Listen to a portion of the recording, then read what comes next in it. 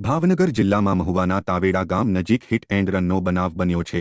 Bike ચાલકને truck ચાલકે ટલ્લો મારતા મહિલાનું ઘટના સ્થળે કંકમાટીભર્યું મોત નીપજ્યું। રાજુલાના ખેરાળી ગામેથી દવાખાનાના કામે મહુવા આવી રહ્યા હતા તે સમયે અકસ્માતનો બનાવ બન્યો। આ ઘટનામાં પત્ની રેખાબેન જસુભાઈ ઉંમર વર્ષ 45નું ઘટના સ્થળે જ કંકમાટીભર્યું મોત નીપજ્યું।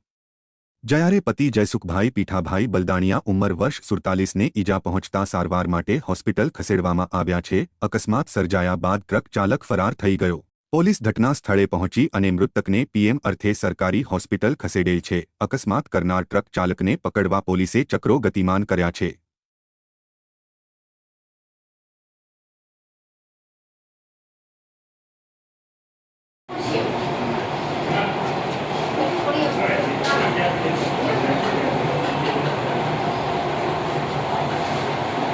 નરેશભાઈ